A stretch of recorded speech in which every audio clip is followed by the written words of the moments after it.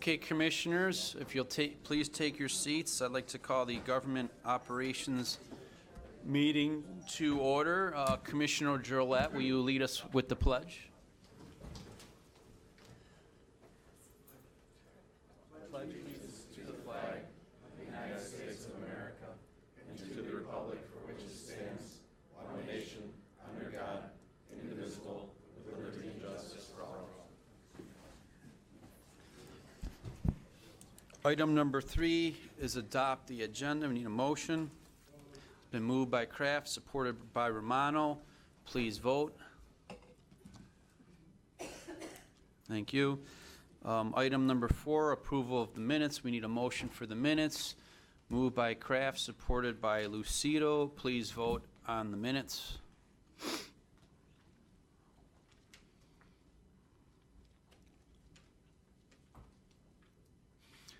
And the minutes have been passed. Item number 4 is public participation. Does anyone wish to address this body? You have 5 minutes.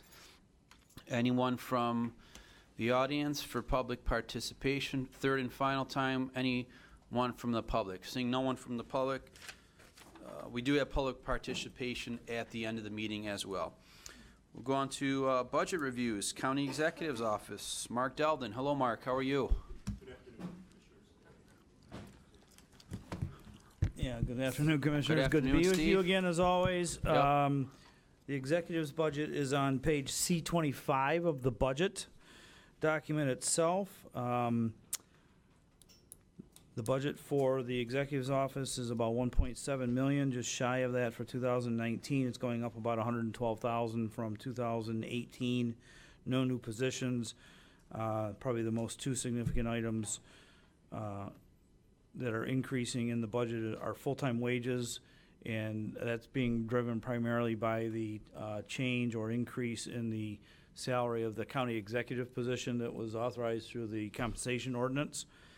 And then there's an additional $50,000 request in contractual services. That's the bulk of the change. You'll see in the operating lines themselves, supplies and services, conferences, repairs, there's no change from year to year. So the other changes are all in the various benefit line items that we've talked about before with liability insurance and compensated absences and those sorts of things. So again, no new positions, increase of about 112,000 mainly in 2 line items.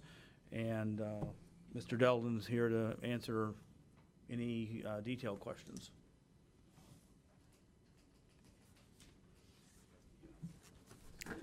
Yes. Good afternoon. Good afternoon, Mark. How are you? I'm doing well, thank you. I'm here to answer any questions you may have. Okay, on the list here, I have Commissioner Carabelli. Thank you, Mr. Chairman. The $50,000 additional in contract services for the upcoming 19, and it goes on to 20 and 21, I guess, from here on out. What would that be for? For employing contracted services, whether it's consultants, somebody on a limited basis, maybe to do special projects. This is it. Just gives us that flexibility that in lieu of asking for another administrator, another position in our office, we find this to be a more efficient way of utilizing not only our resources, but getting the information from the experts that we need. No, let me ask this question. Would this be as far as a brick and mortar type consultants or just more consultants operationally or whatever it may be? Just operationally, or if there's a special project, only if there's a special project, and it would be on a limited basis. Okay. And it would come out of that, typically it would come out of that line item. Okay, thank you, Mr. Chairman. Thank you, Commissioner Drollet. Thank you, Mr. Chair. Thank you, Mr. Delden, for being here. And following up on Commissioner Carabelli's question, the $50,000 isn't for a specific thing that you have pre-thought out. It's in case something happens or in case you need it? Well, it's as like special projects come up along the way. Just if I can use the analogy, the board has just hired a very good budget analyst person to help them through the budget process. It's those types of things. So as the year progresses, if we see the need to bring somebody on for a limited basis, it would be for that. It just gives us greater flexibility. And how come that hasn't, or has it been utilized in the past? What's new about this coming budget? Well, if you look, I don't know if you have the history, but our total contracted service number of, I think 100 and, it's been 122,000 since 2014. For next year, we're asking to take it to 172.5. So it's been 122.5 since 2014.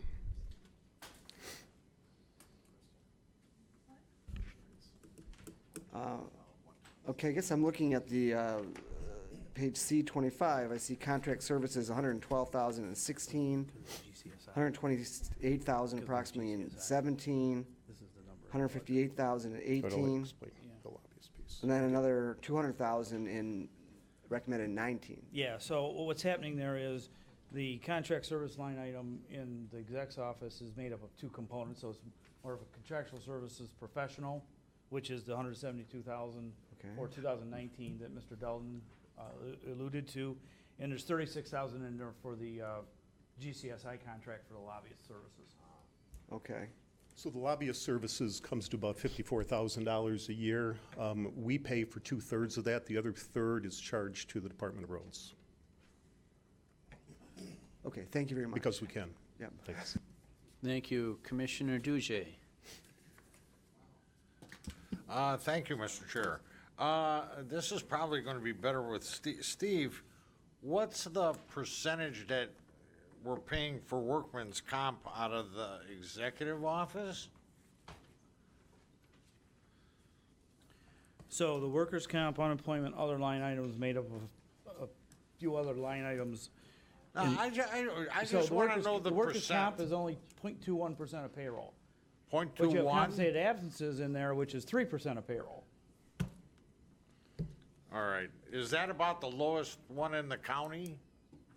In terms of, 0.21 well, for a everybody's workman's charged the comp. same. That's nothing. Or I'm sorry, 0.2, let me correct myself.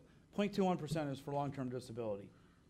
Workers' comp is 0.25% of payroll for general employees and 2.5% for sheriff. It's 2.5 for sheriff?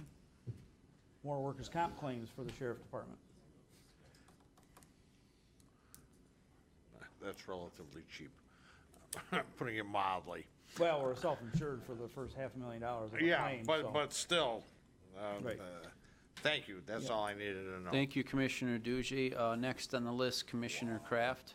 Thank you, Mr. Chair. I'm not sure if this is a question for Mr. Delvin or Steve. Steve? All right, Steve.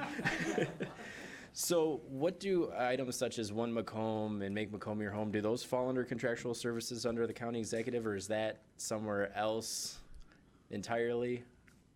As we spoke about last week, or maybe 2 weeks ago, the One Macomb appropriation is in non-departmental. Okay. So Make Macomb Your Home is here? I don't know if there's a specific line item for Make Macomb Your Home.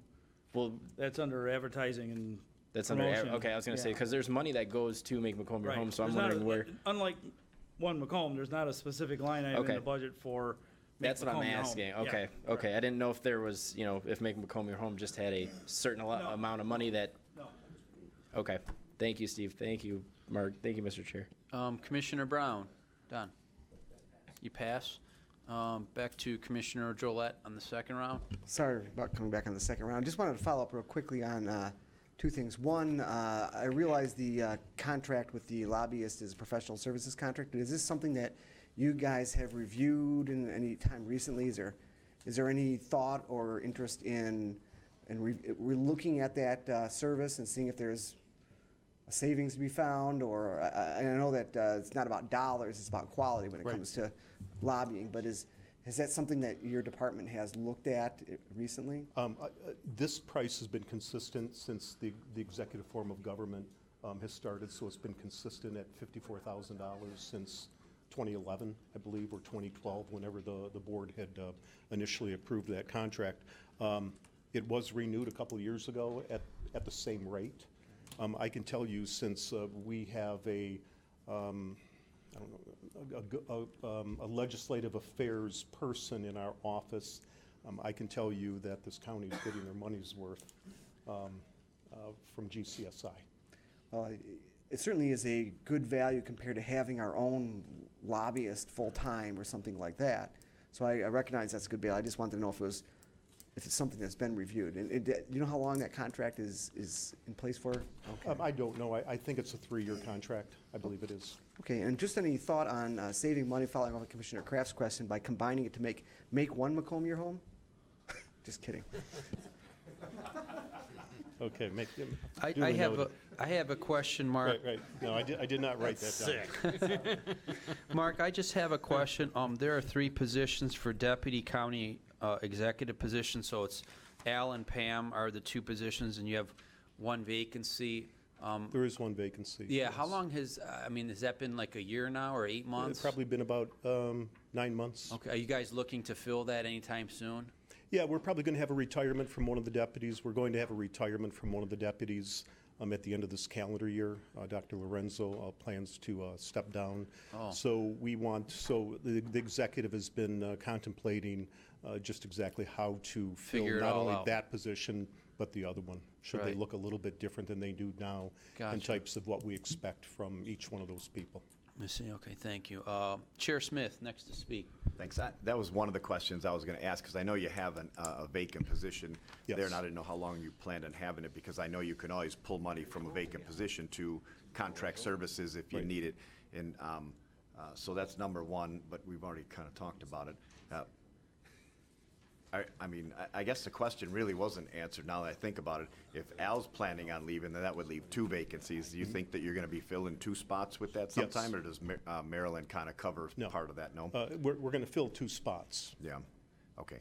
And then, last, my only concern is that, although it's, when you have a project and you know the contract services are gonna go up by X amount, and you can say, listen, we know we're gonna do this next year, and this is what we're gonna need it for, I say that that's, worth putting in here, but if it's something that might come up, I don't think that there's ever a problem with adjusting the budget, with the board to do something like that, especially when something comes up. But I'm just, I don't know. And maybe you have some things in mind for this that maybe aren't appropriate at this setting to say, well, I don't know. I don't mean No, not appropriate.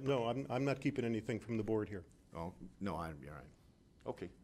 It just seems that, in the if come that we might need 50 more thousand, is it 50? I don't know, 50 more Approximately thousand 50. dollars.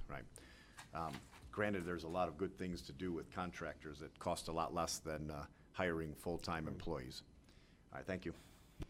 Thank you. Any other questions for Mr. Deldon? Okay, seeing none, we need a motion to receive and file, moved by Brown, supported by Lucido. Please vote. Thanks for coming here today, Mark.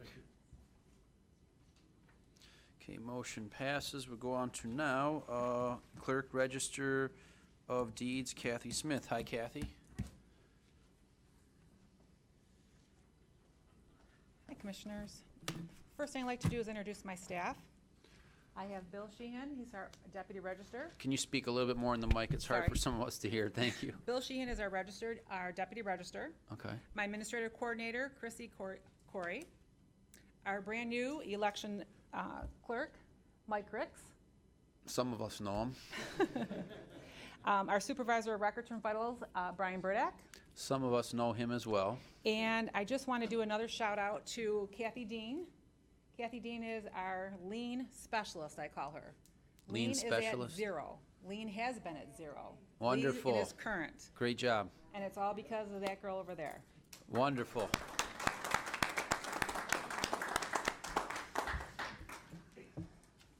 And I thought you might want to know some statistics, what's going on in the clerk's office.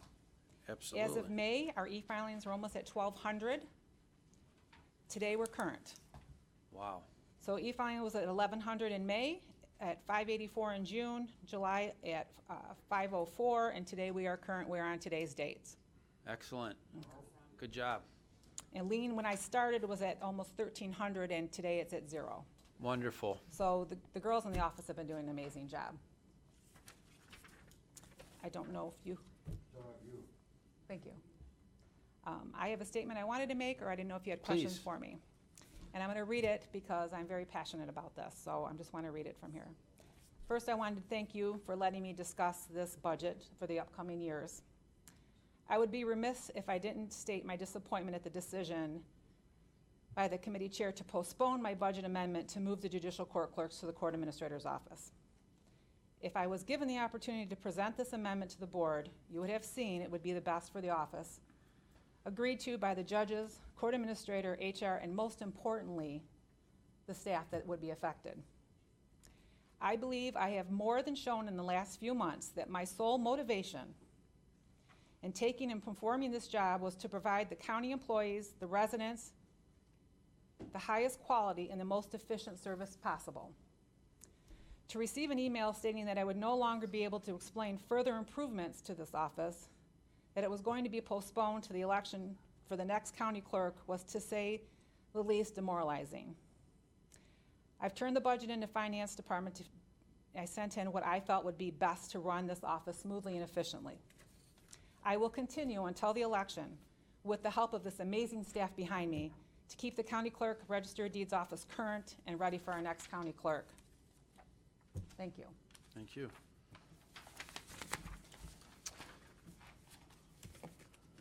Mr. Schmiegel, did you want to come up?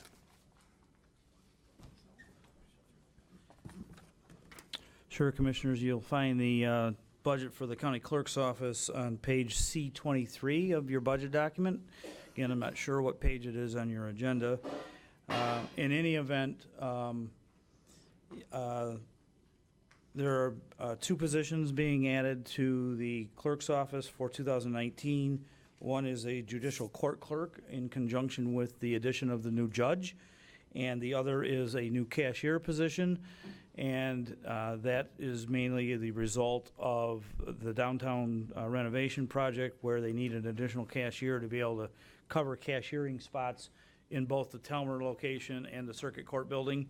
The cashiering function previously was all housed in the first floor, or on the first floor of the circuit court building, and they're now in separate buildings. So you've got the vital records folks over in Telmer, and you've got the court folks over in the court building, and they need an additional cashier to be able to cover sick time, vacation time, breaks, vacations, whatever, you know, a whole host of things that Clerk Smith can elaborate on if you have further questions about that. So you'll see that the full-time wage line item is going up just shy of 10%, 9.7%, mainly because of the 2 positions. You got people, you got the 1% raise, you got people working their way through step grades, and we talk about, you know, almost in every department you have that going on. Other than that, there's not a lot going on. There's a $20,000 reduction in supplies and services. We trimmed some costs off of the printing and equipment maintenance line items to align with either traditional spending or historical spending. Or in the case of equipment maintenance, I'm pretty sure it's probably a printing charge for a printer or something that's now been paid for. Typically is what that line item is for. Internal services is going up because of liability insurance. Workers' comp, unemployment, or others going up because of compensated absences. You know, same story as other departments. So that's primarily what's going on in the clerk's office. Thank you, Steve. Questions? We have Commissioner Carabelli. Thank you, Mr. Chairman. I don't know, more so for the clerk, I'd like to hear what she talked about and what email. I'm not in privy to all this, so I'd like to hear what this is all about. No, there was a budget amendment. I put in for a budget amendment to move the judicial court clerks, To the finance? no, to the court administrator's office. It was just a budget amendment with a signed agreement from Chief Judge. You turned it into who? I can read it, Commissioners, if you wish. I have a copy here. Because I haven't seen this, so I have no idea what you're So talking it about. was to approve a budget amendment in the amount of $488,000 to transfer 1/4 of the costs associated with the staff in the court section of the clerk's office to the budget of the circuit court. And the purpose justification here, it says the Macomb County Clerk's Office and the 16th Judicial Circuit Court have entered into an agreement to transfer oversight of 22 judicial court clerks, 2 computer maintenance clerks, 1 clerical supervisor, 1 administrative coordinator, and jury room operations from the clerk's office directly to the circuit court. And I decided not to put that on the agenda for today for a couple reasons. I would like to have that done by the new elected clerk that would come in, whoever that is, in the new election cycle in January, if they wish to do that. I'm sorry? As far as I know, point of information, I believe that in this election, the clerk takes office right after the election is certified, not in January, because it's a special election. Right. And someone correct me if I'm wrong on that. Correct. Okay, thank you. And I mean, this is a lot to look at in terms of, you know, that the jury clerks should be independent of the courts. This makes them more a part of the courts. I don't know if that's legal or not. A lot of the unions and some employees expressed opposition to this. And Okay. that's the reason why To I continue- decided not to okay, put it on the agenda. This is all something I don't know, maybe I'm not supposed to know, but with that said, if the new clerk comes in November, when are we voting on the budget?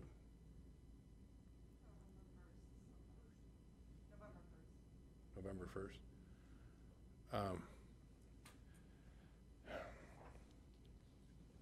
I would like to hear from the clerk your reasoning Well, of, because, well, just to let you know, since it was postponed, I didn't think we were gonna speak about it. I had Chief Biernath that was gonna come here also. I can answer the questions that I can. It was just a line adjustment. It was, This is not germane to the agenda. As much as I don't care about this, Right. technically, this is totally out of order. well, Right. point- No, it's not. to It's continue budget that we're talking related. about budget, This is yeah. She's the clerk, so it's absolutely not out of order. The budget amendment that wasn't brought forward. So I'll allow a little leverage here. You have the chair. You have, Pardon? okay. Commissioner, are you done speaking, or? Well, I was gonna ask, but if I will allow it, okay, okay, go ahead, ask your question. so you wanna move staff into the court? the court administrator's budget, correct, and staff. And what would be the benefit of I doing didn't that? bring any of my notes. I'm Okay. sorry. I thought it was postponed.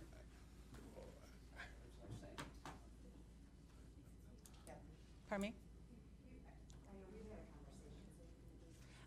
I tried to talk to a couple of the commissioners prior to this being postponed, just to let it be known that this is not something that's political. This is just what I continue to feel is the right thing to happen. This is the third attempt to make it happen. It's supposed to happen once before I know with the county clerk Carmela Sable had talked about doing it, and the judges had talked to Karen Sprenger to do it. Karen Sprenger was going to do it as long as she could fire people. So that didn't happen. And now everyone's on board. I've spoke to the judges. I've been at judges' meetings to discuss it. I've talked to the employees. I've talked to HR. Everyone was for doing this. It's just moving people over to the department that they should work for. It's for the courts to work, the clerks to work directly for the judges. Is this done anywhere else? Oakland and Washtenaw. And I don't have my notes. I wish I had my notes. Okay. I don't have any information to really look at, and I apologize for That's all belaboring right. this, but is there some point that we can talk about this? Well, maybe at a future meeting, but as I said, I would prefer to take this up with one of the two new clerks that would be elected, because they're gonna be dealing with this within the new, next 2 years. I mean, so that's my reason for postponing it, and I'd like to keep, on the agenda right now for this amendment, for 2018 with the budget, what we have in front of us, so. And I don't want to say I want to apologize. I apologize I made that statement, but I felt so strong that I felt I had to.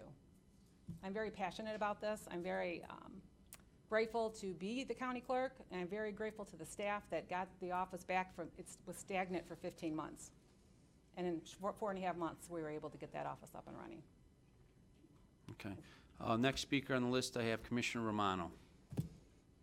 Thank you, Chair, and we appreciate what you did, honestly. And I know you did a guys do, great and I job. appreciate that. We've Thank you said very that many much. times. We appreciate what you did. We'd still be in turmoil if not. Thank So, you. I got some softball questions for you. Okay. Okay. You mentioned you needed a second cashier. Who's doing the work of the second cashier that you don't have now? To try to explain this a little bit, the circuit court is in the court building. Got it. I have vitals and register of deeds over at the Talmer building. Got And it. I have the elections over at the Clement Building, Been there. okay? So I only have 3 cashiers. We like to have 3 cashiers for each department. Not so much for Talmer, for Clement, where the elections are. They actually walk outside and go to Talmer to pay that. Right now, I have computer maintenance girls covering breaks. I stole one from the Register of Deeds. Bill wants them back, but to make it work. So we're paying people out of class to work as cashiers. So I was asking if we could pay 2 people out of, to reclassify 2 of our computer maintenance to cashiers. So I'm going back from memory, and I hope I'm correct here, but I remember when we're filing for office, and I did exactly what you mentioned. I filed, and then I had to walk next door in order to make the payment. So is it you're trying to eliminate that? I'm even okay. I'm with you, but I'm trying to figure out, why do we need that extra? I Go wasn't ahead. even asking for cashiers for them. I'm actually okay you guys walking over to pay. That's what I was going to ask. So you want a cashier you want a cashier in the need- event? I need 3, I would like to have 3 cashiers in the county clerk's office in the circuit court, first floor of the court building, and I'd like to have 3 cashiers in vital records. For rotation. Correct. For breaks, lunches, vacations. I'm trying to do the math hour-wise. It's 8 hours, 4. Okay, let me go with that. I'm going to chew on that for a bit. Is there anything more that can be done online, or you can automate online, like CPL licenses or marriage licenses, where they don't physically have to come in and meet a clerk or do a clerk? Is there something they can fill out, or are you doing that now? We'll give you Brian Burdick, our specialist. Brian, come on down. No prize, but come on down. I'm more than happy to probably talk to all of you longer than you want me to talk. For those of you that know me. So what was the question specifically? Applications for marriage license, CPL, any type of application that they physically have to come in front of a clerk. Right. Have you put that online, or is that available online that we could eliminate Right, people coming so- directly? So marriage licenses, you can apply online. We love when people apply online, because then when you come in to get your license, our clerks don't have to sit there and attempt to read people's writing, which is very complicated, and then they have to type in the marriage license. So if a couple does it online, it's waiting, they arrive, we print it, we slap it in front of them, they review it to make sure that what they typed was correct, which many times it's not. They fix it, out they go. So marriage licenses, you can apply online. We have no way of forcing people to do that, but you can do that if you choose, and you still do have to come to the office, because you're required to sign the application in front of a notary. That's a state requirement. Some states in the country, you can walk in front of a notary and you sign it and you're already married. You don't even have to go to the clerk's office. But those are our state rules. Concealed pistol licenses, in 2015, the laws all changed on that. The state is supposed to be allowing us, they're creating a system for people who apply to apply online and not have to come in person. That is supposed to be ready by December of 2018. Not sure that they're going to be on time for that, but at some point that's going to come along. I will tell you that we now allow people to apply online. It's probably only about 20%. They can apply online, come in, and they don't have to fill out the application. Probably only about 20%.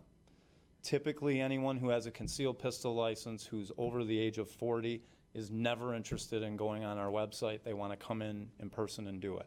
So when that state law changes, or when that system is ready, I do think we'll have less people coming in, but I think it's going to take several years before we see an impact of actually having less people coming in to do it. They're going to have to find out about it.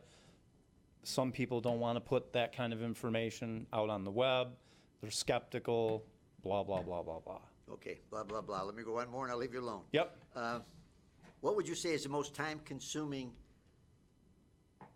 applications that come before the clerk, as far as clerks taking time? In my department, In your department. marriage licenses. Marriage licenses are the Yes. ones that take the most time. Yes. And since those are going to be online, and you just mentioned how they're finished up, There's nothing else that we could put online to save some time for people meeting face-to-face with clerks? Probably the only, not really anything that you could just do it online and not come in. I mean, we already have people ordering birth records at increasing numbers online rather than coming into the office.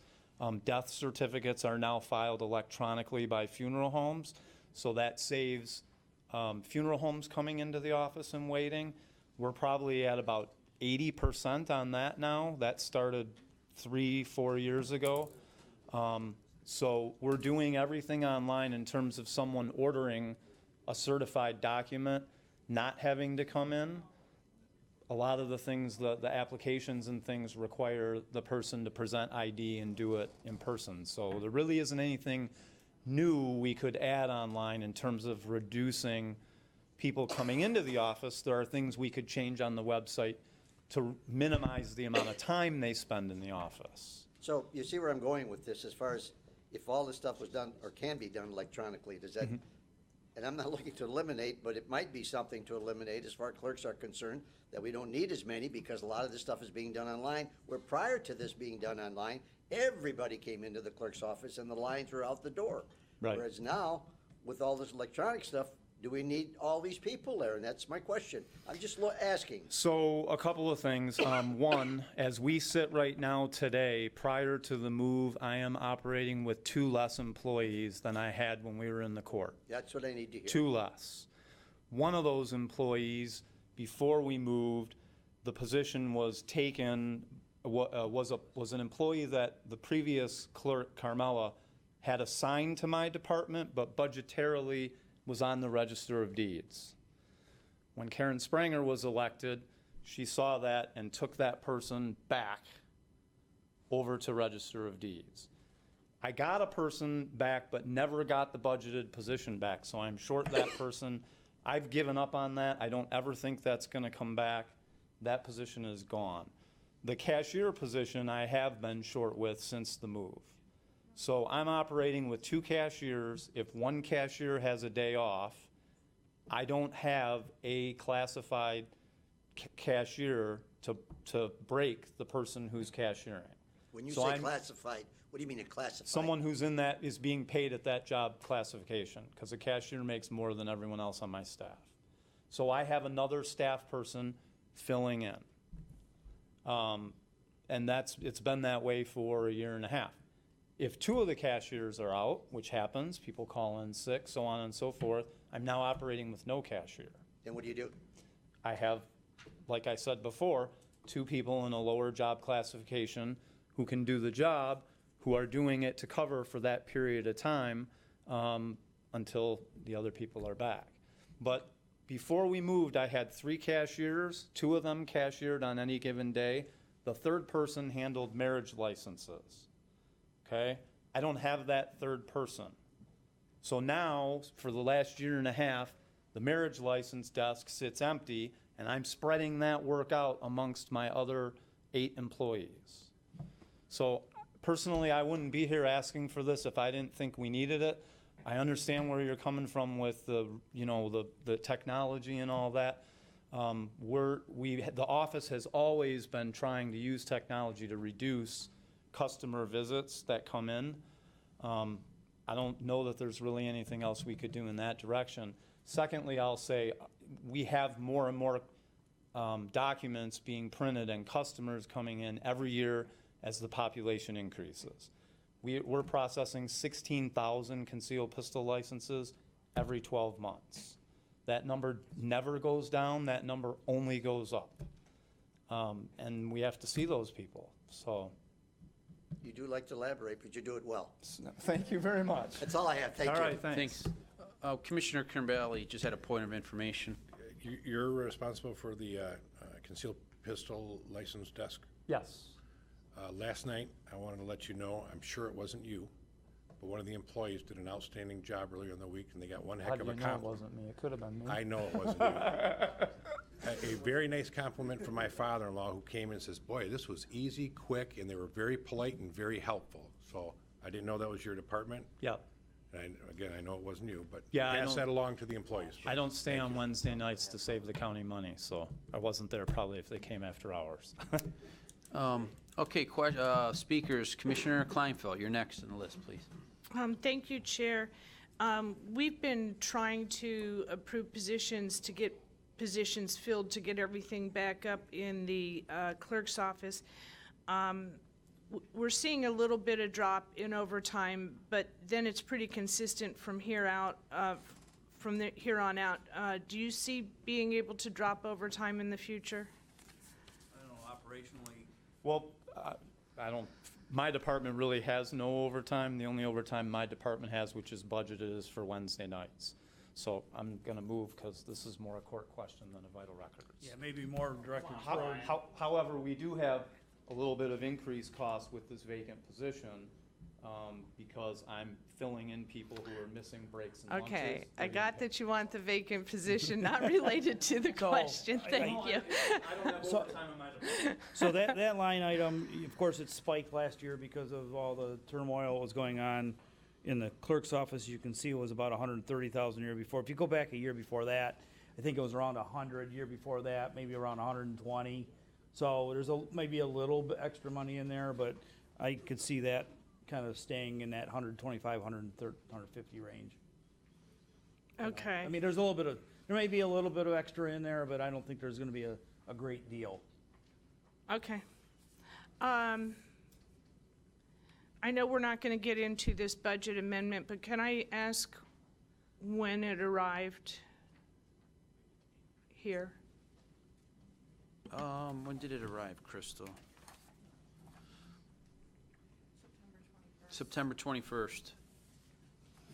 Okay, we were in favor of this a year ago. Obviously, the circumstances were different, but the clerk wasn't going to bring it forth, and I think we were hoping that the judge would bring something forth, and that didn't happen. And I know that the chair of a committee gets to decide what goes on their agenda, but I believe that we all get to decide what takes place with the budget, so I would be willing to add it to a finance meeting where the judge and the clerk can come and speak to us, because we all have to make decisions on the budget. It's different than other agenda items. Thank you. That's all I have. Thank you. Commissioner Drollet. Thank you, Mr. Chair.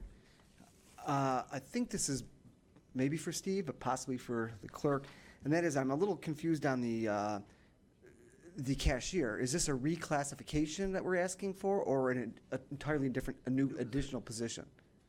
Okay, somebody had mentioned that there's going to have to reclassify computer specialist or something, but we're looking to add a new position. This is a new position. Okay, and then this question may have been for Mr. Delden, but one of the least crazy things that happened with the previous clerk was that she dragged me over to the building during her time of protest of moving to the new building to show me how spread out everything was and how difficult it was for her to dispatch staff to get vital records in one building, and then the clerk's office is spread out essentially between 3 buildings.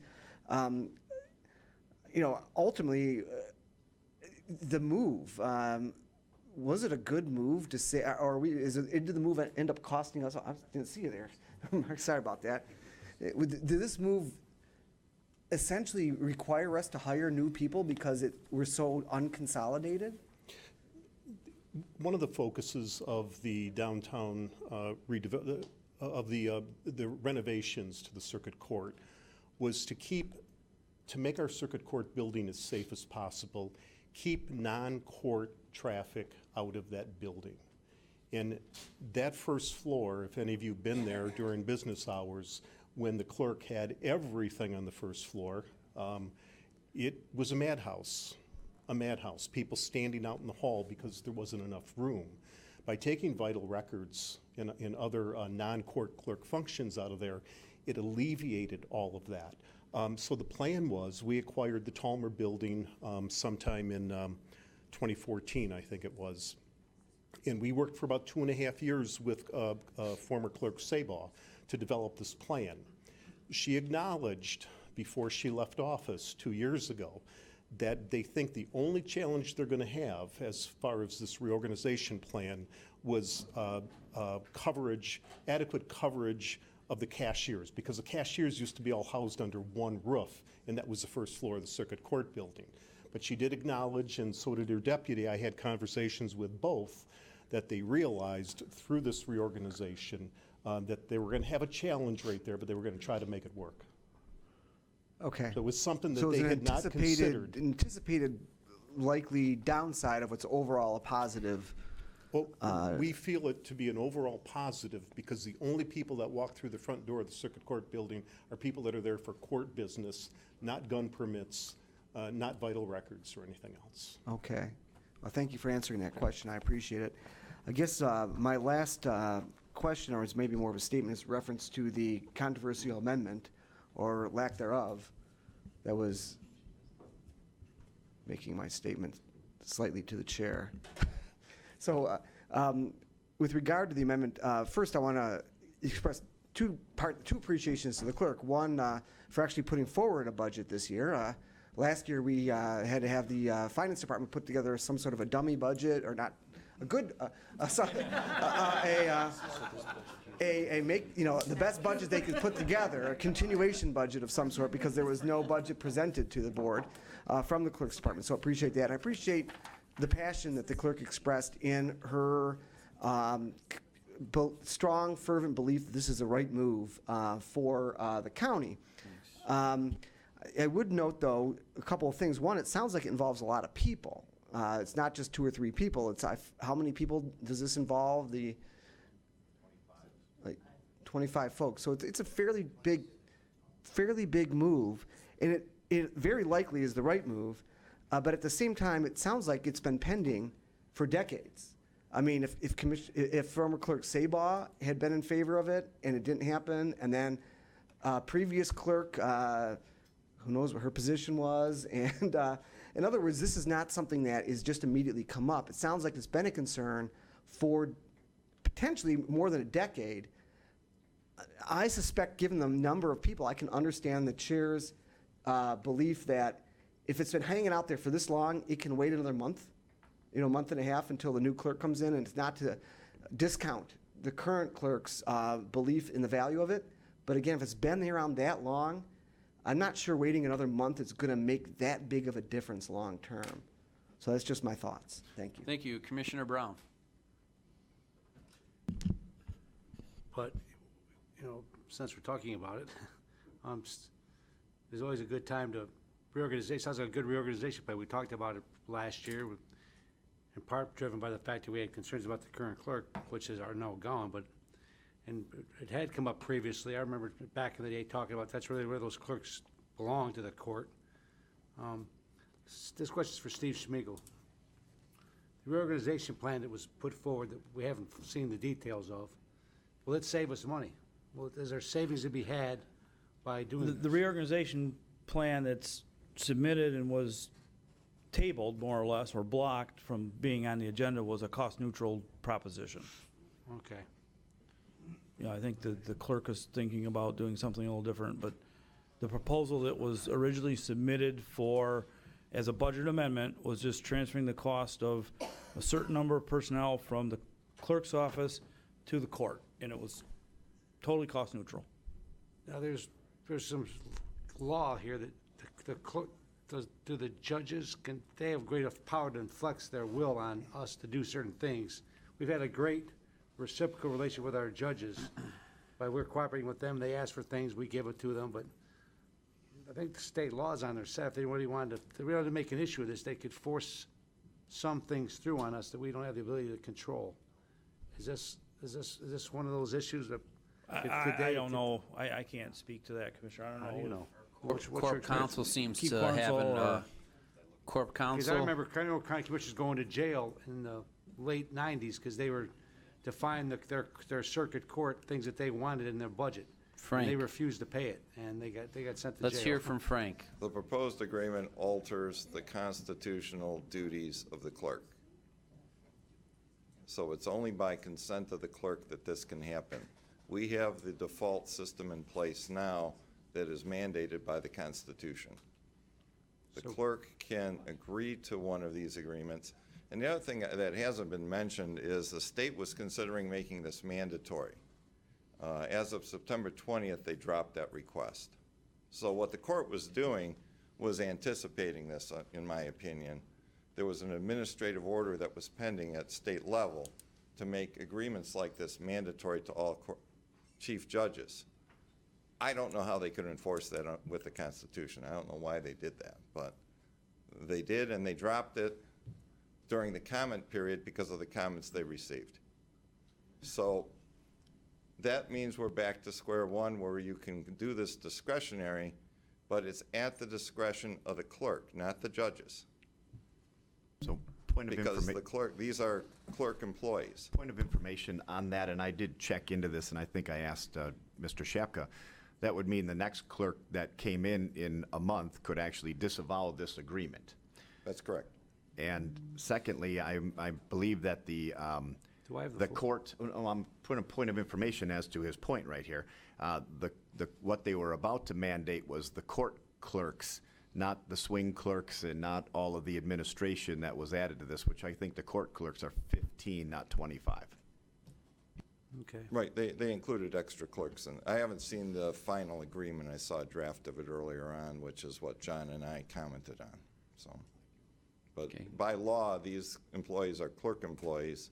By Constitution, the clerk, at the clerk's discretion, can allow the court to treat them as their employees, but that agreement is subject to the clerk. So our judges offered something that was against the state constitution, is that what you're saying? No, other courts have done this with the consent of the clerk. All right.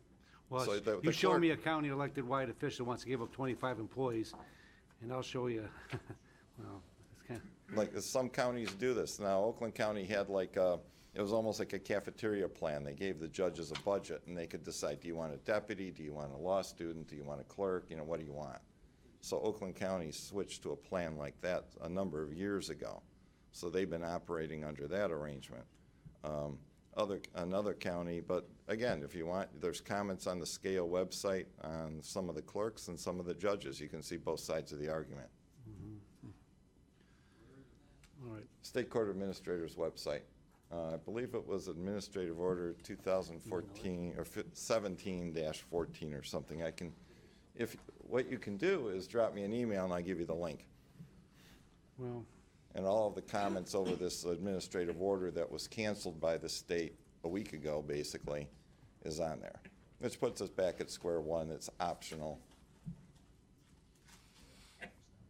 thank you. Thank you. Okay, on the first round, I have Commissioner Sauger on the first round.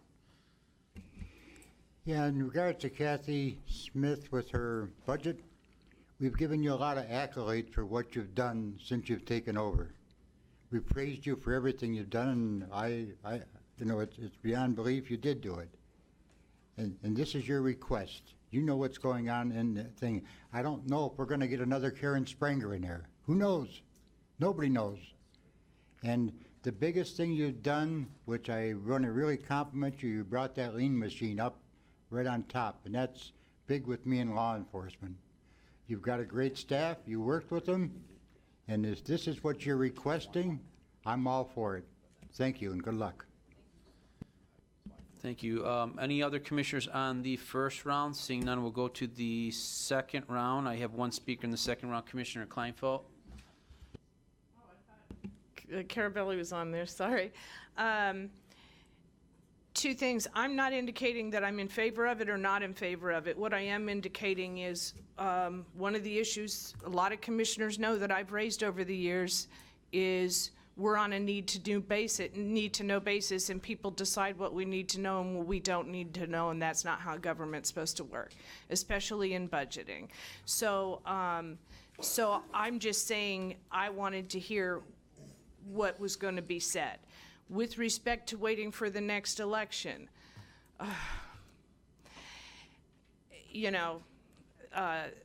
we're missing a Supreme Court justice that should have been on because somebody said we should wait till the next election. I'm not a big fan of waiting till the next election because that's being political. I don't believe we would have told Carmela Sabaugh that we would not adopt the budget she was requesting because we were waiting to see who the next person was going to be in office. And just because she is not elected does not mean that she should not be given the same consideration as anybody who is elected. I have no idea how I feel about this. I just know I want to hear about it. That's all. Thank you. Okay, seeing no other speakers, we'll move to the civil service parts of the agendas. Mr. Schmiegel? Civil Service Commission is on page C22, so one page prior to the clerk's office. A very small budget here, just about $61,000. This is where we pay for physicals and psychological evaluations for law enforcement personnel at the Sheriff's Department primarily. So there's the same budget in 19 as 18, and really there's a very small amount of activity going on in here. So Clerk Smith can speak to any questions you might have regarding the Civil Service Commission that I can't answer myself. Okay, questions, Chair Smith? Thanks. I would like to just ask, I think the question was brought up yesterday, that we're looking at hiring the potential of 15 or 16, I don't know, 17 deputies for the sheriff's office. And that's a pretty big hire, and that there's a lot of civil service that goes on that. Is that taken into account in the civil service budget? I mean, were you guys thinking that way because you recommended the budget? We think there's enough cushion in budget there and other line items. So historically, until maybe a year ago, we're using a different service, I believe, for the psychological evaluations. I think we're paying about $450 per evaluation. We were paying $500, and so there's some availability there. You'll see that it can go from year to year. Right. So if you look at 2016, it was significantly lower. Right. The actual cost. So the portion of the budget relative to psychological evaluations is about $38,000 of that $45,000 line item. Right. So Steve, all I'm asking is, since you guys brought the recommendation for 17 new officers and other, we didn't see a need to really increase that budget. That you took that into account when this budget stayed level. Right. That's exactly. Thank you. Yep. Okay, thank you. No other speakers on civil service. We'll go to the elections. Oh, Elections Department on page C30 of your budget. Again, typically a small operation going on here, about $30,000, and you'll see that there's a capital outlay line item in the 2019 budget for $141,000. That's to replace the modems on the new bid tabulation, or the ballot tabulation machines at all the precincts throughout the county. So remember, was it last year, Mike, or late last year, early this year, we replaced all the... 2017. Yeah, 2017, we replaced all the voting machines in the county. State paid for those. Those have, the modems are on the 3G network. We need to upgrade to the 4G network. And there's 400 of these machines that need to be replaced, and I think I'm getting it. You are. Correct. So what does that mean to have a new modem? I have an idea, but just with all the talk about elections, and we want things to be working properly and smoothly for the voters, in layman's terms. Certainly. In each tabulator right now is a wireless modem that allows the precinct results to be modemed directly to the county from the precinct on election night. That's the way that we've been operating since these new machines came into existence. Previously, everything was sent over an analog modem. This is a wireless modem that allows faster and more secure transmissions. The modems that are currently in the tabulators are on Verizon's 3G network. Verizon has announced that they are discontinuing support for that 3G network. So the modems that we are requesting are on their 4G network, which will be around for a while. Interesting. Very good. Okay, so speakers, I have a couple speakers. Commissioner Kleinfeld. Just one quick question. I know that everybody works for the clerk, but why aren't the positions that are in elections in the election section of the budget, and that applies to other areas as well?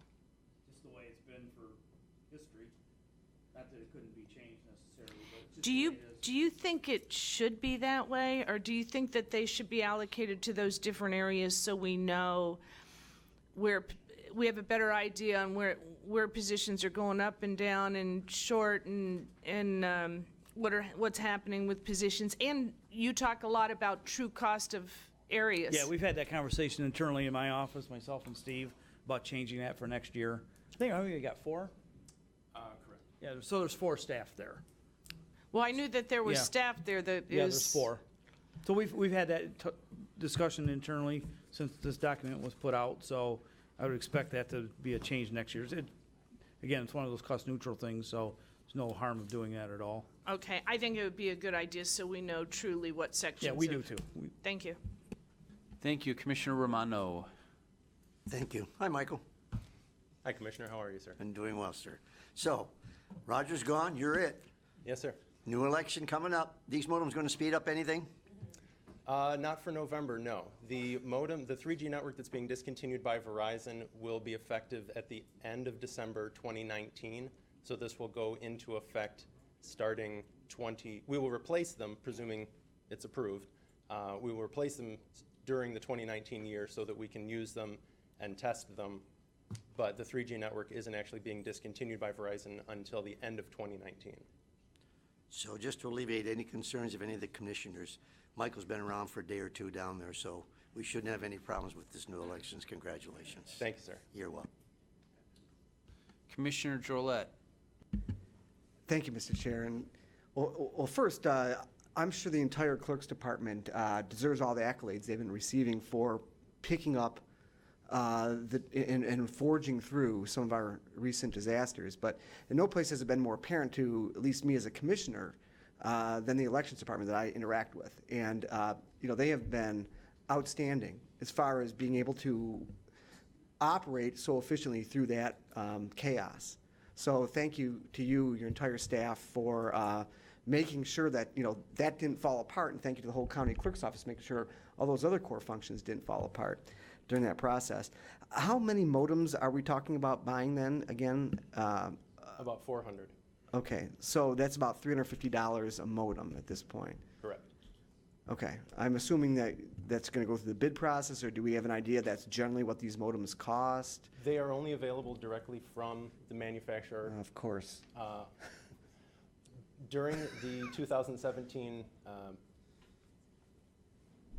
procedure, when each county got to pick their election vendor, there were 3 election vendors who were approved by the Bureau of Elections and by the State Board of Canvassers. Each county got to choose from among those 3 vendors.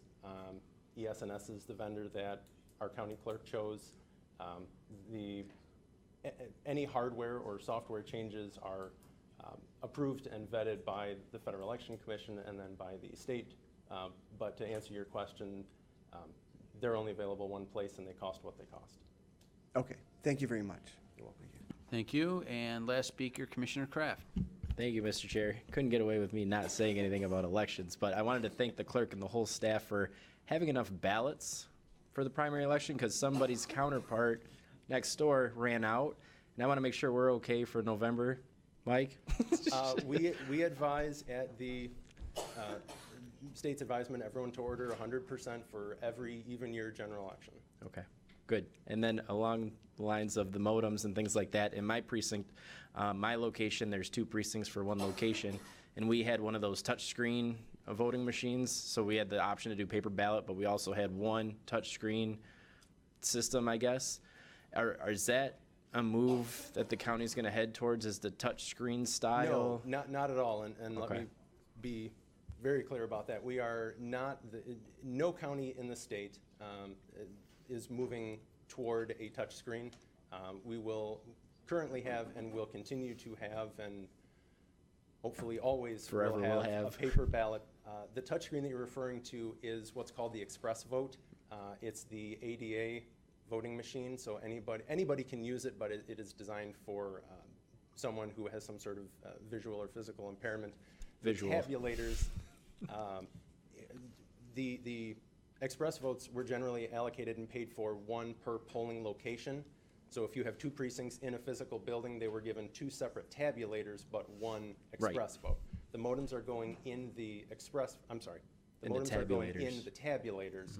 So it will be one tabulator per precinct, one modem per tabulator. Gotcha. Okay, I was just wondering if we would see more of those touchscreen ones in the future. I saw it, and I had tested it out previously with my local clerk, and I thought this was really neat. And I wasn't sure if that was a step towards putting more of those in the precincts, or if that was just going to be, you know, kind of a 1 or 2 per precinct sort of deal, and then stick with paper. I was just curious. Yes, the paper and the express votes, even though they're a touchscreen, they still produce a paper ballot Right. that gets read by the tabulator. So there's always that paper trail in the event of, you know, a recount. Or whatever there may be. There's always a paper ballot to refer back to. Great. Thank you, Mike. Thank you, Mr. Chair. Good Thank luck, you. Mike. Commissioner Thank you. Brown? You know, what about security? Any other security issues that you've taken, any steps you've taken for security, for securing and the whole question of ballots and voting? I'm not quite sure I understand your question. I'll pass. I'll pass. Okay, no other speakers for elections. We'll go to Jury Commission, page C45. So the elections budget, again, about $180,000. There's really no positions in here. The largest line item is contractual services, which would pay an outside vendor to print and mail the jury summons. So that's about a $100,000 budget.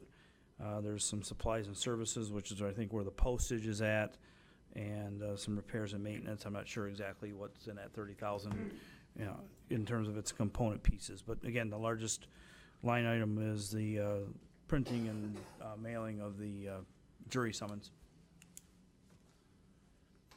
Any questions for Mr. Schmiegel on the Jury Commission?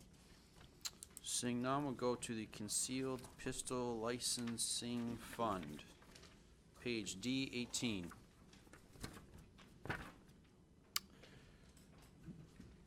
Again, this fund is about $150,000 in expenses for 2019. Again, there's a certain, all the CPL license fees go into this fund. Expenses related to this are, of course, paid out of here, and there's a little bit of a fund balance. This is a separate fund. I don't have much more comment on this. If there's questions for the clerk or Mr. Burdak.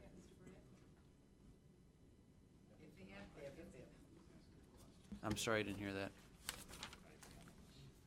No one on the list. Okay, no one on the list for, sorry, Commissioner Dujay. Just for fun. CPL, I'll tell you, the CPL going through the process is very interesting. When did we get rid of the concealed permit board? No, I know they did, but was that 16 or? So that happened in December of 2015. That was when the affected law took place. So none of that is even included in any of this? No, that's sort of like past, yeah.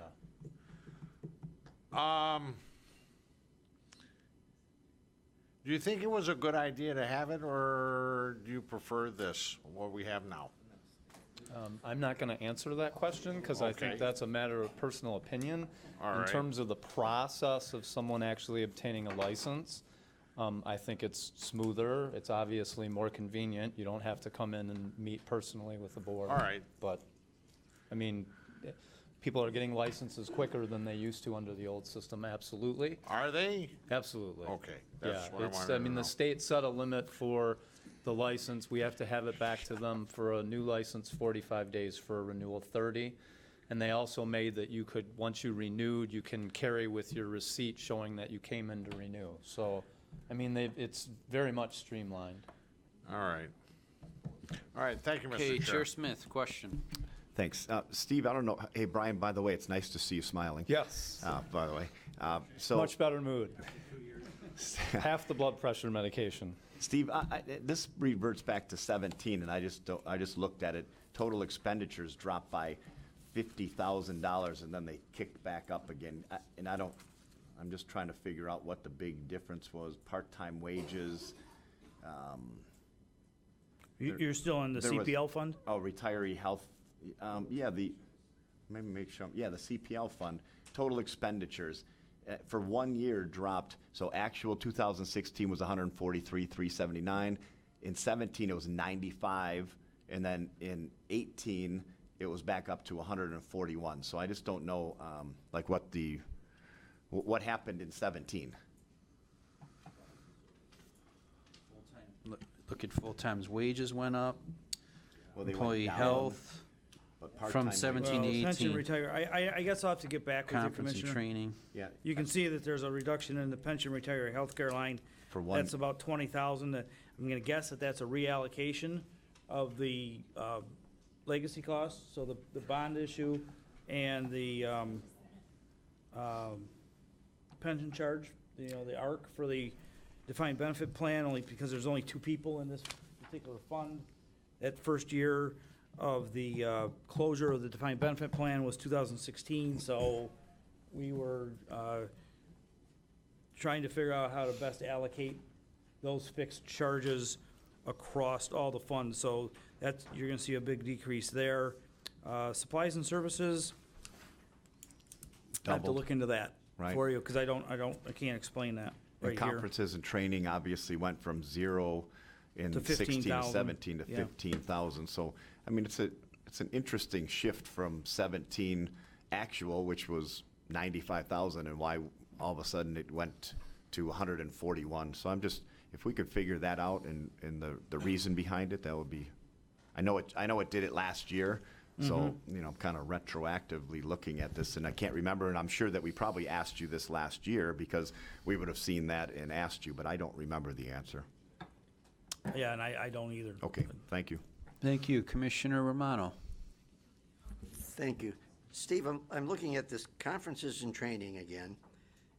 How can you predict it's going to be 15,000 when it's constant? And I guess my question would be, what's entailed in conferences and training for CPL?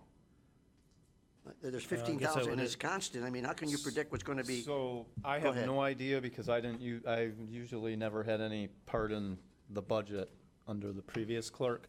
I can tell you that we need new card printers in our office, and we're gonna pull that money to purchase the new card printers because they're about ready to die.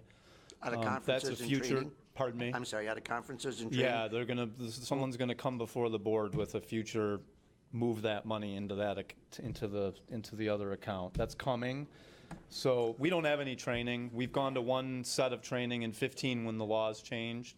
There wasn't any, the state did that for free. We drove to Lansing. Nobody spent the night.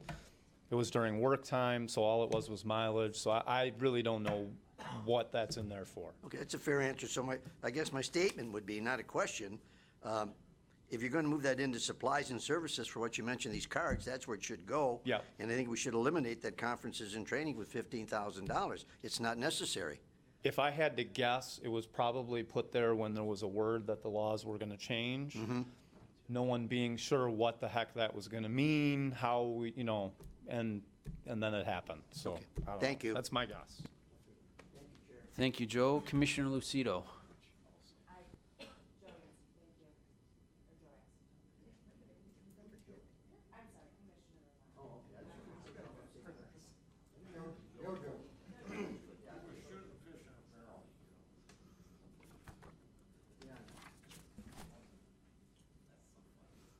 Okay, no other speakers with that. We'll go to Register of Deeds on page D18. D18. Are you talking about the I'm D18 sorry. is the CPL fund register of deeds, C59? No, C59, I apologize. I was No, no on the problem. wrong page. Sorry, Not a Steve. problem.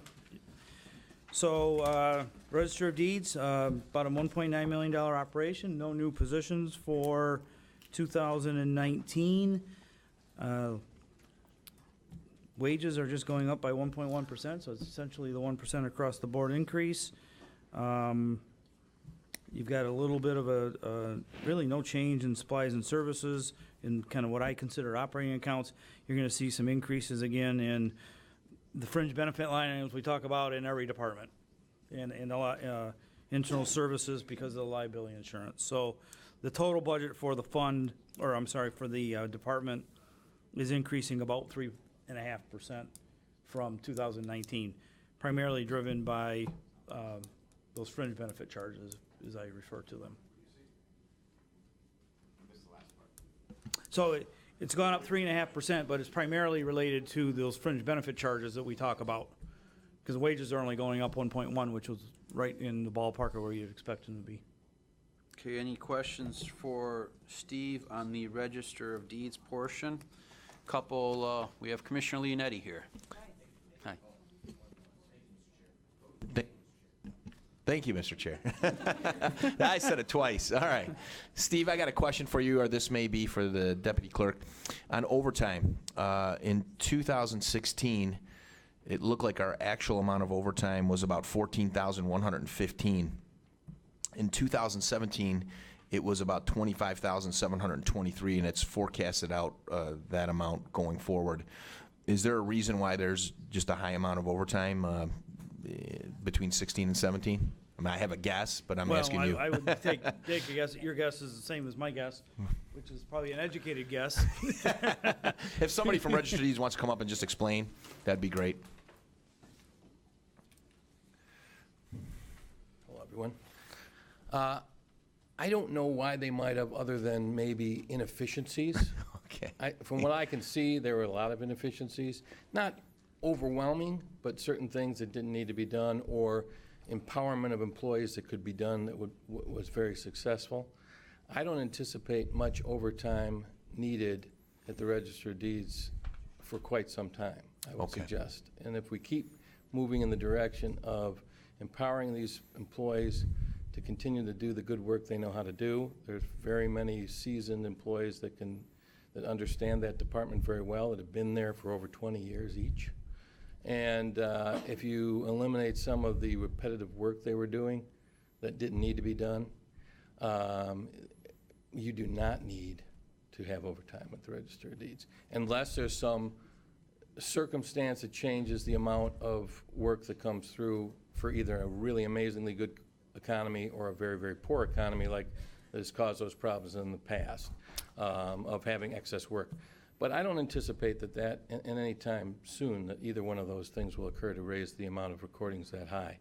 And they've been consistently the same amount of recordings for the last 4 years. Okay. All right. Thank you. Good to see you. You too. All right. Thank you, Mr. Chair. Thank you. Commissioner Lucido. I'm not sure if this is for Register of Deeds or the last fellow that was up, because we were discussing that tracked index project. Was that what you were talking about, the 15,000 was for? Training. No, we were saying it was for training, but you had mentioned. Yeah, but it sounds like Commissioner Lucido might have a question about. You had the said there track was a new index. program about the or about index. Is that through your area? The track index is definitely through the Register of Deeds office. Okay, and we had asked that it go back out for bid. What's the status on that? In my opinion, if the track index was approved several years ago, about 5 years ago, it was brought to the board, they approved it, and then it stopped early last year. A track index is a great thing to have. I think it would be a wonderful thing to have.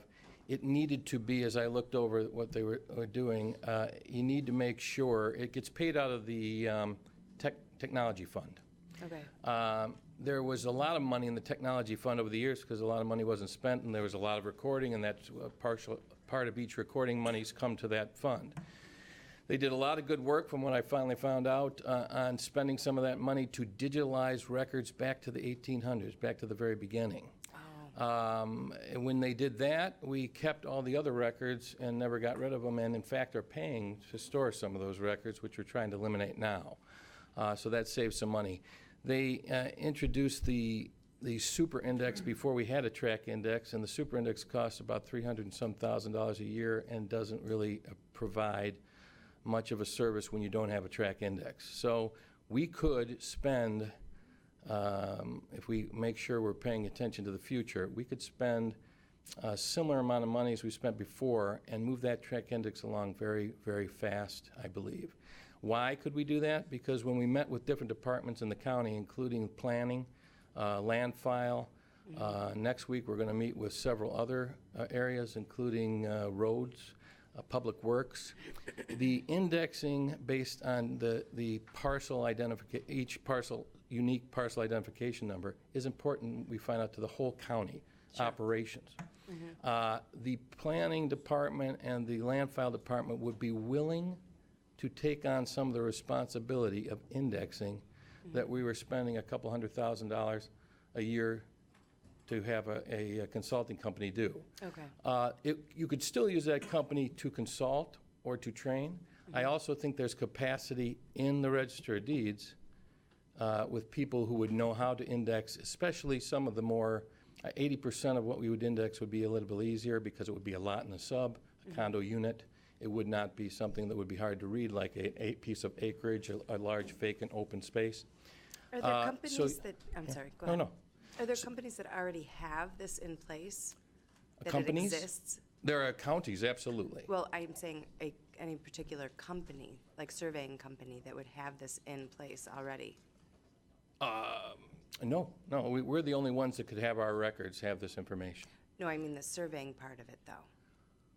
Oh, the GIS system that's in the county has a lot of the Okay. parcels already identified. That's why using them to continue to do that would be, a great idea. But our records, when you look at the Register of Deeds records, we don't have the ability to.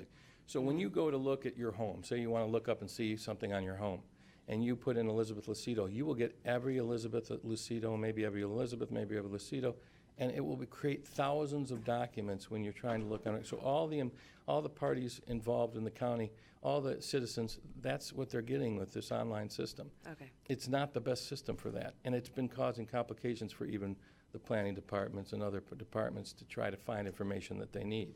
So if you do a track index, the key is you need a long period of time. That's what they brought up before.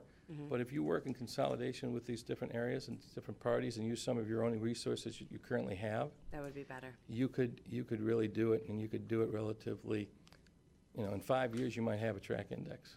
Okay. Thank you. At a cost-effective way to do it. That would be my opinion. We are going to have a meeting next week with several of those parties on October 4th to talk about this, and hopefully in the future that will be something that will be considered and done. Okay, thank you. You're welcome. Thank you, Commissioner Lucido. Seeing no other speakers, we'll go on to Register of Deeds Remonumentation Grant Fund, which I believe is on page D16. The Carabelli Act, better known as.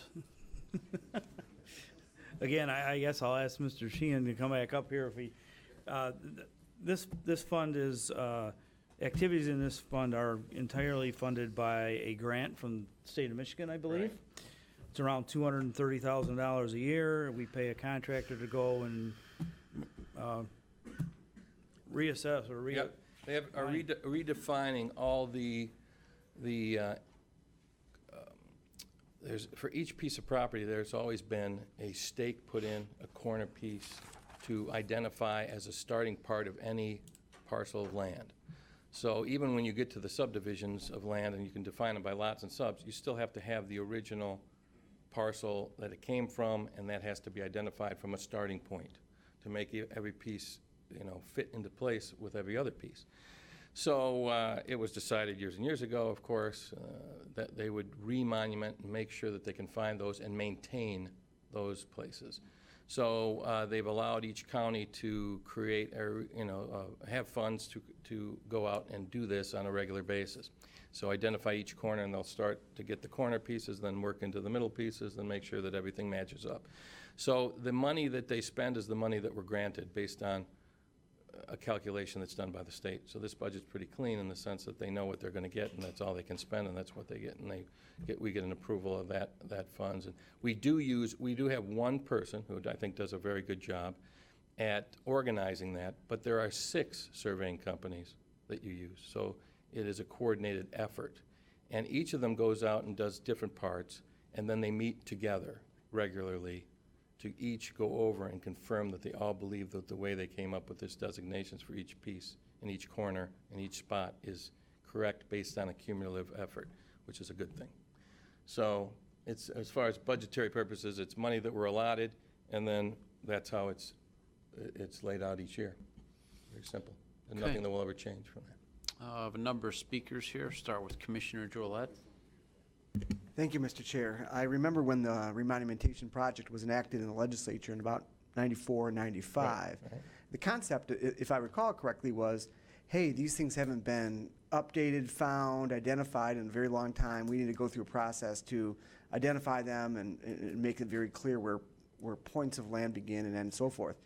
Does it ever end? Have they ever finished remonumenting? No. I mean, how long has it taken to find these monuments? Yes, this has been going on since 1994, and it's going to take quite a bit of time. And they don't allot, the amount of money they allot. You got to find each piece for each corner for each parcel of land. So they're probably the over. continents are going to shift think again by about the it, time they find these since things. 1994, and we're probably over halfway there. Really? Okay, and then I remember You're last talking about pieces, of course, too, on the water's edge that are more convoluted, a little bit I don't know, harder to can we find. just Google Earth this stuff? I mean, how long does it take to find? Well, you're right. But- But the money does not come out of our fund. I know, it's free money. Yeah. So- Well, in a sense, don't get me wrong, in a sense that money comes, the money does, we don't get everything back that goes to the state, of course. Well, another concern I have is, I recall last year that we allocated this money to a contractor who had written the bid for the county, and then for us to contract, to go out for bid.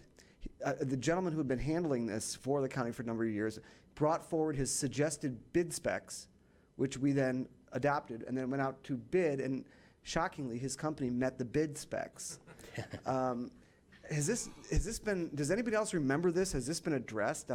Is that confusing? I know that they came forward in May, before I was here, and had those people involved in talking about the track index, which I believe got confused with this remonumentation. So to make sure that that's not the same, it could be that what you're thinking about is the gentleman that got involved with or the company that got involved with the track index was also the person who was working on remonumentation. It may be that. That could be what we're And talking then about. he brought forward the suggested specs for hiring a firm. For a track index, I believe might be the case, and we use the same person who coordinates the remonumentation for the track index. Well, I guess that saves a lot of time having the companies define what the bid specs are going to be. Yeah, so it should, of course, can always be, sent out for whatever needs to be done to make sure. And on a regular Has basis that with been? I mean, that's a concern. I do not know if that has happened or not. It doesn't appear that people has stayed on top of the track index. To start a track index and They've gotten off track? spend millions of dollars from that money, and then to stop it and not continue it. Is this a problem because the turmoil that was in the office, that it wasn't followed up on? Right, There was and so when nobody. the contract came for renewal, Yeah. no one would sign the contract, so it ended. And when it was brought up here finally, after that turmoil ended, people weren't here to really understand or identify the issue. I don't believe you need to necessarily have the resources used the way they were trying to use them. Just saying we're going to do something and then just decide we're going to hire somebody outside to do it, thinking we don't have the capabilities or the abilities to do it, I thought was a big mistake. I think that we spent some monies in something that sounded good because it was on Google, like the super index, and we wasted that money when we could have really put it towards this track index. Well, can we have and confidence? then you can have a super index that is amazing once you have a track index. But when you have something that's hard to search, Yeah. and doesn't have any parameters, and you have people at the register of deeds on a time where we're slower that can be used and have the abilities and backgrounds that you're already paying the money for. So are we currently going out, as it stands, are we currently using an outside company to handle? No, that's all stopped. That's all stopped. Until you approve the contract, that doesn't happen. So what we have is a track index that is not being done. Okay, so we have nothing happening. Nothing happening, yeah. Okay, and so we've got to then decide how to move forward with that. Right. And then either hire an outside firm to do it or find an internal way to do it in some capacity. I strongly urge you to make sure that somebody presents to you the abilities to coordinate. I'm not a political being, but I would feel that it would be quite a missed opportunity and a waste of money if we let a clerk register of deeds decide that they do not want to coordinate with parties outside of their department or their elected office to do this in the most efficient, effective, and cost-saving way. So that's my suggestion. Yeah, It would be hard to more- believe that there would be any reasonably elected individual who wouldn't want to coordinate with others. The parties on the other side told me that this is something that they've been hoping for over 30 years and never had happen. So I think that's something that's very important. I'm not trying to suggest that I, in 5 months, know all the things that have happened over time, but I, as a Macomb County resident for my whole lifetime, and as a person who's been involved with abstract titles in my business and as a lawyer, I'm telling you, there's a great way you can do this that would make a lot more sense. Empower the people you should be empowering that work for you for 20 years or more. Use the consulting of a firm that can help in that regard. The software system we use, the people there have done a magnificent job providing something that will make it easy and available. And the plant, if you saw through the GIS system how all the information comes together except from the Register of Deeds information, it's sad that we're kind of the only one left out of the piece. And we're the ones where all the information starts. This sounds like it's an issue that requires more attention than this particular budget item before us comprehensively handles. So I would hope that... Well, remonumentation, remember, is totally different. Right. That's why Totally different. I would encourage the chair to, on a future general government agenda item, that we revisit the issue to make sure that we're following up with that information that we received last May that was concerning to the board and then got kind of lost in the chaos of the clerk's Right. office. So I would hope that we would have this on a future agenda, and I apologize for taking up time on the remonumentation budget Sorry, for Leon. that issue. Thanks, Leon. Thank you. Next speaker, Commissioner Duje. Thank you, Mr. Chair. I was on the Planning Commission in Warren, and I have a peripheral knowledge of this. You said that this has been going on for 30 years and we're just halfway through? No, yes, for the remonumentation? Sure, as every county is. We're not unique in that situation. When we're done, are we going to have to start over again because the earth has changed? Well, it could be after that much time that you would maintain these things, but the actual physical markers could be maintained, but at that time you wouldn't have to go back and refine them. They keep unbelievable records and record all those records every time they find a corner. I understand that, but... So my answer to that is, I don't think you would need to redo it again within 30 or 40 years. Not the way it's been done. Is this going to end up on GIS, on Google Earth or whatever the heck else, and be done with this? Or are we going to have people running around looking for rocks? I would say no. And Leon in a scuba outfit in the middle of the lake. My suggestion, I'm not the one that's done it for the years, but knowing enough that I know, just like when we fixed, I live in 15 Mile in Garfield, so we had that sinkhole and we had that fix, right? They use material now that they think could last forever, right? Well, same thing with the post. When you put a wood, post in, or you put a metal post, and there can be movements. Now the things that they put in and the way they hold things and the way they GIS things, that should not have to happen again where this would have to be recreated over and over again. It's not like they did when they took a buggy with a chain. So after everything's said and done, this has the capability of going on another 30 years to finish this. Well, it really has no end game until it's done through the state. I mean, that's the way it has been done. When it's done, when it's completed, and it will be completed. There's only so many corners you can find. It will be completed. When it's completed, it won't have to be done again. I don't believe that it would have to be done the way it was done this time again. Well, we'll be dead and gone, and somebody will show up and want to check rocks again. It is something to discuss with the state. Yes. I mean, All right. that has to come through the legislature. But it's great points that could be brought up. But yeah. Thank you, Mr. Chair. Thank you. Commissioner Carabelli? Thank you, Mr. Chairman. Real quick, the track index you mentioned, and I understand it. And if I'm not mistaken, you said with the collaboration that you're working on, that you've worked on, and that you have in the future, that a lot of this internally can be done? Yes. Is that correct? And you said saving hundreds of thousands of dollars. Instead of using instead of using the money to use for an outside source, there is Right. Yep. So that's a good news. Yes. I think that's great. And accomplish the task of the track index in a Exactly. much quicker time than would have Perfect. done. We would have kept spending $200,000. Well, that's good You got news. You one need to year at a repeat- time, one year at a You time. need to repeat stuff Yeah. like that. Right, That's right. good stuff. Second thing is, the remonumentation. My question for you, and I know you've only been there for 4 months, 28 days, right? Right.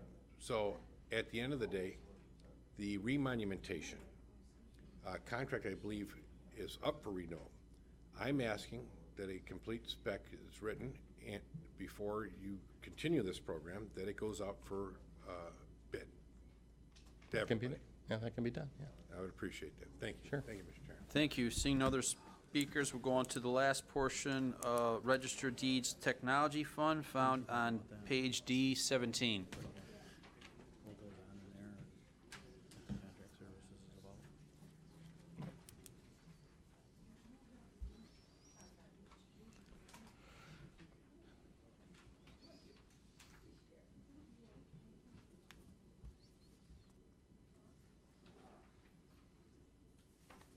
Mr. Schmiegel, you here?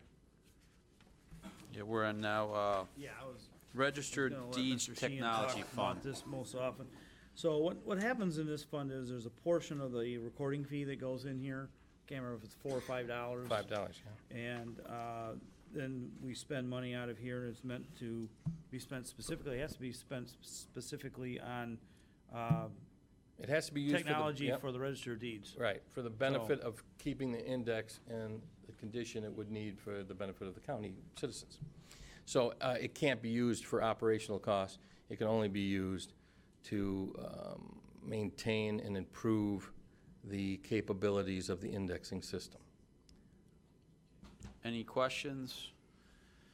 Okay, seeing none, oh, we do have questions. I didn't see you on the list. Go ahead, Commissioner.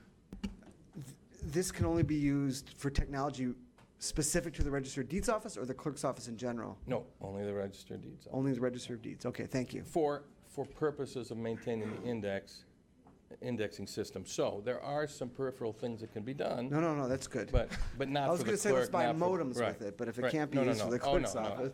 No. It has to be for the indexing system. Any other questions?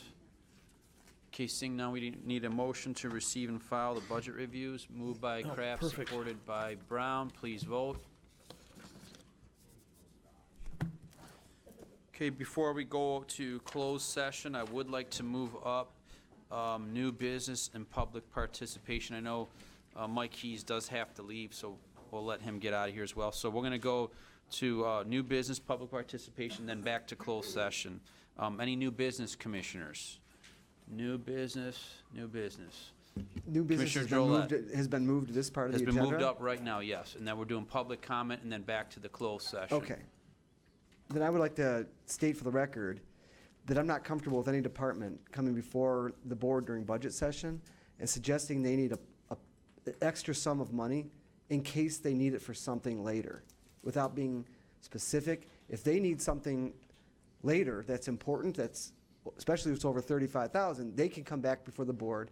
But I think this is a bad precedent for any department when we say, oh, and then we just threw in an extra 50 grand in case, something comes up. Well, couldn't we say that for every department? And I'm not referring to the clerk's office budget, but one of the others we covered earlier today. I appreciate the frankness of the department being honest with what with what they want in the budget. But I think it's a bad precedent to say we're going to add, I don't know what the percentage is, some significant percent to that particular budget, just in case something happens. And I just don't think that's appropriate for a budgeting process. So I'd like to say that under new business. Thank you, Mr. Chair. Thank you. Any other commissioners under new business? Seeing none, we're going to go to public participation. Anyone wish to address the body on any particular subject? Give us your name and address for the record, and you have 5 minutes. My name is Donna Congemi. I live at 11235 Hemlock Drive in Sterling Heights, Michigan. As you know, I'm the president of AFSCME Local 411. I wasn't planning on speaking today because I didn't expect the consolidated operations of court services to be discussed today, but certainly since it's come up, I feel the need to come up here and give you some further explanations about why this issue has become a controversial one. The judicial court clerks are my members. So are the members that work in the jury room. The jury room is also part of what was proposed to be moved from the court clerk. And yes, this issue has come up over the years twice before, once under Karen Spranger and once under Carmela Sabaugh. All of those times, Human Resources met with myself. They have never been moved before. I met with the clerk, court administration, and the new Human Resources Director on September 11th. We met on a number of issues that day, this being one of them. After a discussion, I expressed a lot of concerns about the move. One of them was political. There were numerous other concerns about the move. It violates a number of issues in my contract. There's department seniority. There's about 5 or 6 articles in my contract that need to be resolved before the move can be made. I expressed to the new Human Resources Director in an email 2 days later that I was not in agreement with this move. He expressed to me in the meeting that he didn't need my approval. I totally disagree with that statement, and I told him so at the meeting. And I asked him why he was meeting with me to even discuss the issue if he didn't need my approval. Twice before, when I have met with Carmela Sabaugh, she has totally agreed that we needed to resolve all contract issues before that issue could take place. And that needs to happen now. Now, I'm going to tell you now, if this move is made, a grievance will be filed. Further, following that meeting, the current clerk met with my membership alone, without the union, and told them they were being moved. Without the union there, I found out about it and discussed it with them. I received 4 emails from my members saying they wanted to be moved out of all the people being moved. So without them even knowing what the circumstances would be from that move, they would lose their department seniority, and there's other issues that would be consequences of the move. So, this has become a big issue. And that's one of the reasons I let Chair Myjack know about this issue. So it's become a big issue. I'm totally opposed to it at this point. I don't like the way it's been handled. I feel like AFSCME's been pushed around in the issue, and I'm angry about it. We could have worked through this, but I don't like how it's been handled. Thank you. Thank you. Anyone else from the public?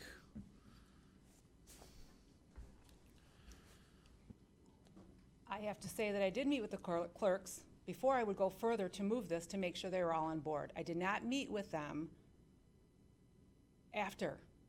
It was before. I would never move for being a clerk, working in the clerk's office for 34 years, doing the job. I would never move forward on something that the girls did not want to happen. Okay, thank you. Anyone else from the public? Anyone else from the public? Third and final time. Seeing no one else from the public, we'll close that portion on the agenda. And we need a motion to go into closed session for litigation moved by Drollet, supported by Toko. Please vote.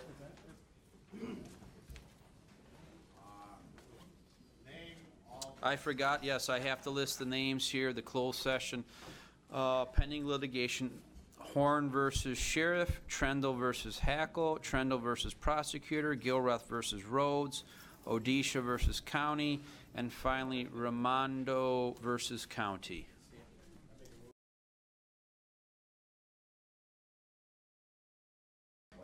We're all set. Okay, we need a motion to adjourn. Moved by Drollet, supported by Duje. Please vote to adjourn. back in open session. We need, hold on. We don't need a motion to go in. Yeah. Please vote by hands. Vote. All in favor to adjourn, aye. Those opposed, meeting's adjourned.